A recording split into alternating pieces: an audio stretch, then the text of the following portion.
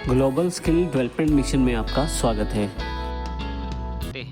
चाहे वो directly motherboard के साथ कनेक्ट किए जाए, चाहे वो इनडायरेक्टली कनेक्ट किए जाए, सबका संबंध मदरबोर्ड से ही रहता है। मदरबोर्ड का सबसे मुख्य कार्य कंप्यूटर कंपोनेंट्स को एक दूसरे के साथ सहयोग करना होता है। एक तरह से ये एक ऐसा बेस प्रदान करता है जिसपे सभी कंपोनेंट मिलकर कार्य करते हैं।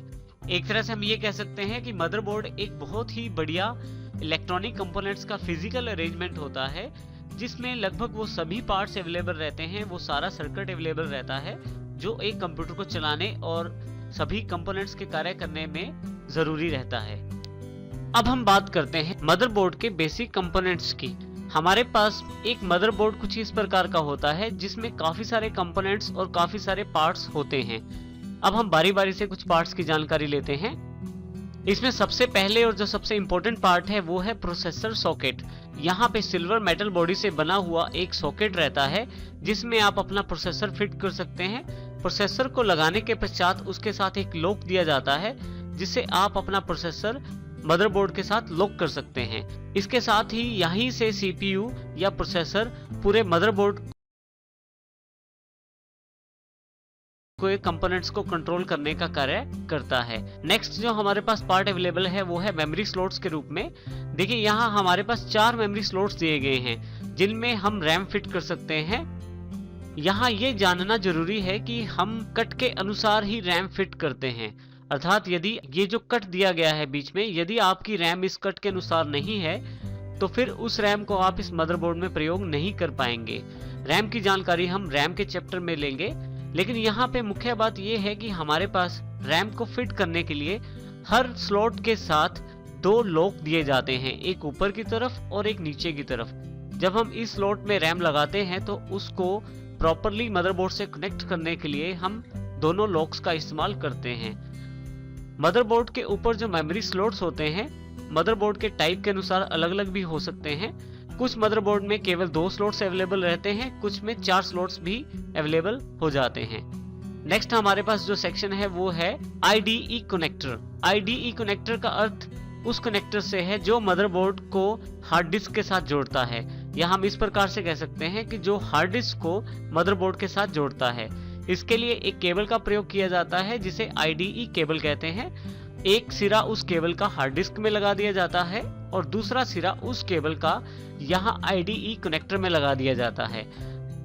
इसके पश्चात हमारे पास नेक्स्ट जो पार्ट है वो हमारे पास पावर कनेक्टर के रूप में है। SMPS के द्वारा आए हुए पावर सप्लाई को, जो कि पावर कनेक्टर के रूप में होती है, इस पावर कनेक्टर के साथ जोड़ दिया जाता है। एक लॉक वहां अवेलेबल रहता है और एक लॉक साइड यहाँ अवेलेबल रहती है। जब हम उस कनेक्टर को इसकी लेफ्ट साइड देखिए, यहाँ पे एक लॉक साइड अवेलेबल है। जब हम उस पावर कनेक्टर को इस कनेक्टर के साथ जोड़ते हैं तो SMPS की सप्लाई पूरे मदरबोर्ड को मिलती है। ये पावर कनेक्टर 20 से 24 पिन का अवेलेबल हो सकता है मदरबोर्ड के प्रकार के अनुसार। नेक्स्ट हमारे पास CMOS बैटरी अवेलेबल रहती है। CMOS बैटरी बिल्कुल एक सेल होता है, जिस प्रकार से एक घड़ी में एक सेल डलता है उसी प्रकार से इस मदरबोर्ड के लिए भी एक CMOS बैटरी अवेलेबल रहती है।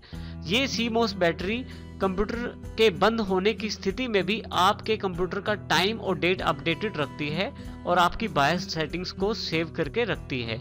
यदि आपको लगता है कि आपके कंप्यूटर की डेट और टाइम ठीक नहीं दिखाया जा रहा, आप बार बार डेट टाइम चेंज करते हैं, ठीक करते हैं और डेट टाइम फिर से अपने आप चेंज हो जाता है, तो आपको उस समय ये CMOS बैटरी को बदलना होता है।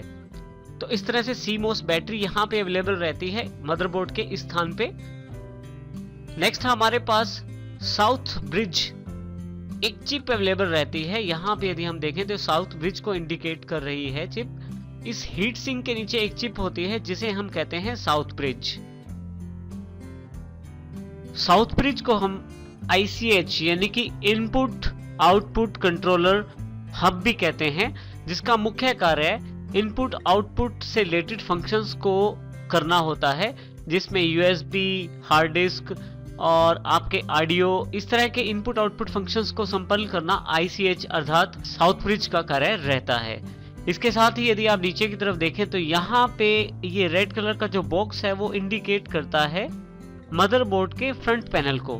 कैबिनेट में लगे हुए power switch, reset switch, SD, LED और पावर LED को हम इन फ्रंट पैनल पिन्स के साथ जोड़ते हैं, इसीलिए इसको फ्रंट पैनल भी कहा जाता है। और यहाँ पे उन सभी केबल्स को जोड़ा जाता है जो कैबिनेट्स के साथ अवेलेबल रहती हैं।